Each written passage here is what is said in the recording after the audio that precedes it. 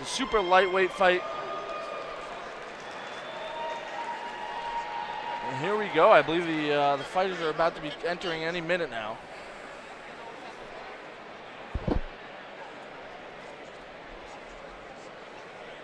So, Ed, tell us a little bit about your training history. Just so you guys know, it appears that they're trying to take care of something cage side before the next fight goes off. The USMTA saw that one of the camera wires was actually in the way, so they're trying to. Like we said, safety first for these fighters.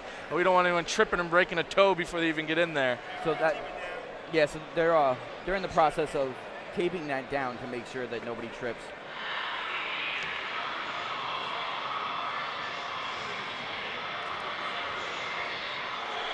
So it looks like we got our second bout on its way out now.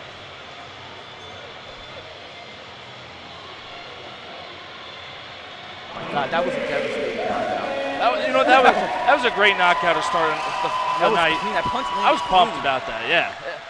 Oh, so you asked about my training. Yeah, tell me a little bit about your background, your training, how you kick people's butts. I was actually a multi-time USMTA title holder in 3 weight classes.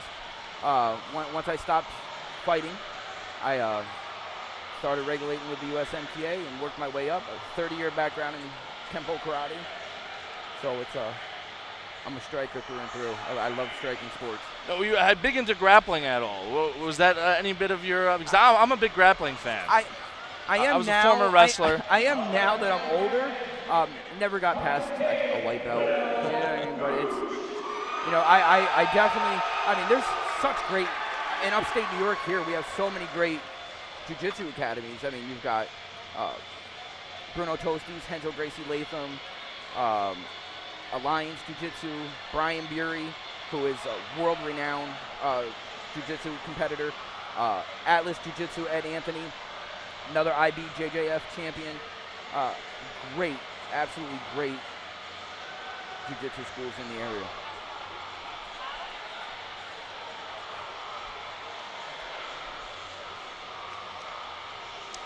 As right now, Will Gooch is walking. Alliance Jiu-Jitsu too. Alliance, yeah. Saratoga, yeah. Right now, Will Gooch is getting the Vaseline thrown on the eyebrows. And for those who aren't sure, I'm sure most fans watching are pretty big fans of MMA because they're tuning into flowcombat.com. For the fans that don't know, tell us a little bit what the Vaseline does on their face. It depends on who you ask, really. It allows if they're hit with a punch, kind of allows the punch to slide a little bit. Allows so they won't get cut with their first hit. It's only allowed around the eyes and nose and the bridge of the nose. Anything if it's anywhere else, one of the inspectors would wipe it off. That's as you've seen. That's why. That's why the inspectors put it on. Michael Walter was right there inspecting, and the whole inspection process. The whole rubbing down is to make sure that there's not anything greasy on them so that they can grapple, check their toenails, their fingernails, so somebody doesn't get, we all know John Jones used to like to put his fingers out, poke people in the eyes. You don't want somebody with nails doing that. Mm-hmm. It's a whole process. I mean, for the fighter, it gets a little monotonous sometimes. Why Understandable. are we doing, it's part of the sport, though. But it's all about it's all about fighter safety. I mean, you see how he's feeling him down now. Making sure there's nothing in the shin pads. This is a novice bout, by the way. Like we said, 2 or less fight, or less than 2 fights, you have to wear shin guards in the novice amateur fight. The United States Muay Thai Association, their regulation states any fighters with 2 or less bouts, MMA bouts, will fight a novice rules bout, and what that consists of is, as you see in the ring, the fighters have regular MMA gloves on, but they have shin pads on. So there's no ground and pound. No ground. Actually, there's ground and pound, but they're not allowed to hit to the head. Yes. So you're allowed to knee to the body, punch to the body, shoulders, just nothing to the head. Yes. The USMTA does follow the ABC's universal rules of mixed martial arts for both amateur and professional. Which is also taught by Big Dan Mergliata. Big Dan Mergliata holds all of our ABC certifications. Well, they don't certify; they credit. Okay. So it's You know, Alexius Phoenix has taken every course under the sun. 6 of those courses. Our senior inspector, Michael Walter, he's taken, I think he's taken the course like 3 times himself.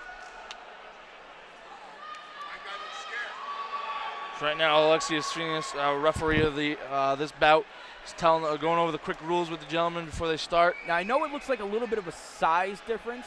Both these fighters weighed in last night at 165 pounds. So they're right on the dot, same weight, just different builds. One's lanky, one's a little thicker. One's a little taller. This is going to be a good bout.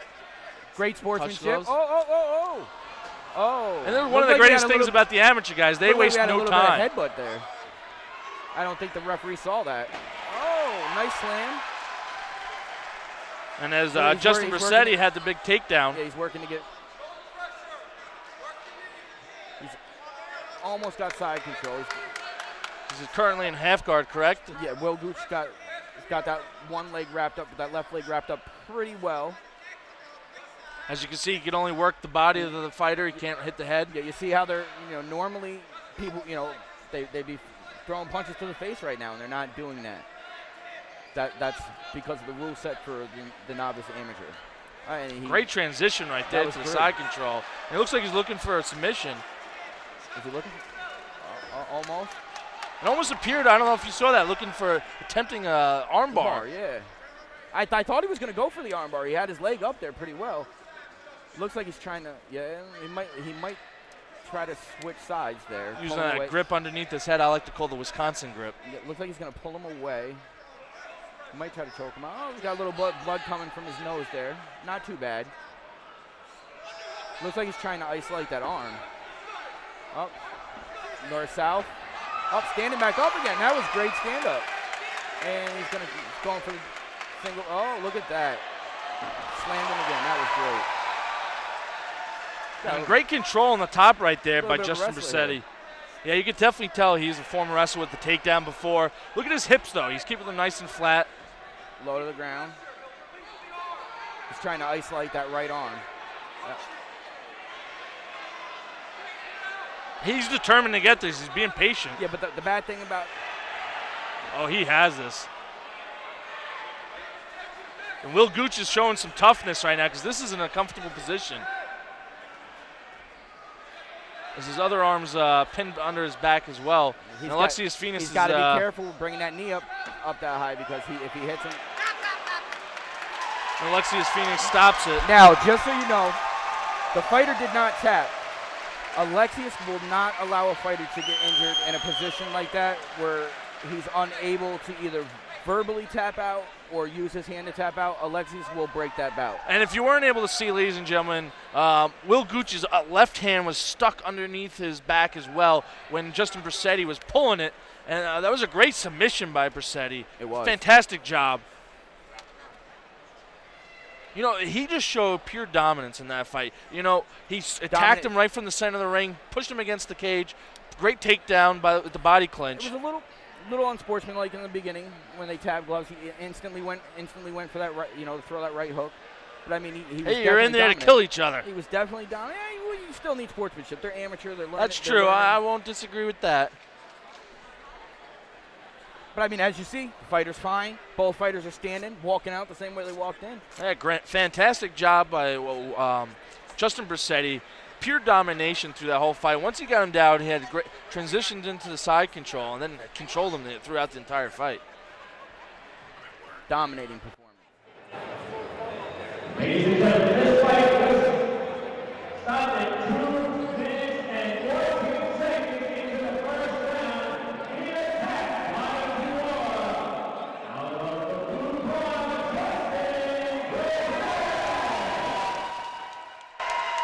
Justin's got that little Viking look going there. Yeah, that he does with the red beard. And you know what's funny? I always look at these cards. Every time I go to an event and I cover fights, you'll see the blue side or the red side. It's always one side or the other. Yeah. You'll have maybe one or two, but it's always the red or the blue corner. So if you're a betting man, I'd take the blue corner tonight. It appears that way. I wouldn't count the red corner out yet. I mean, I wouldn't. It's still early, but I'm telling you, they've got some. Brandon Bartle. The over/under is at 8. Brandon Bartle, Adam Barrett. I've I've officiated bouts for both of these fighters. Trained with Brandon Bartle. So, what's their record, those two individuals? Adam Barrett is Adam Barrett's a black belt in Taekwondo. Oh wow, okay, so he's a striker. Yeah, I believe he's 3-0 or 2-1 Okay. in amateur MMA. Brandon Bartle, I believe he's 2-1. Okay. I can actually, you know what? I can check while we're talking. But one of the best things is we're talking about amateur records. We're saying how the fighters maybe one loss, maybe no losses. Doesn't matter once you turn pro. That's not at one of all. the most fantastic things in all of MMA. No one cares what your amateur record is.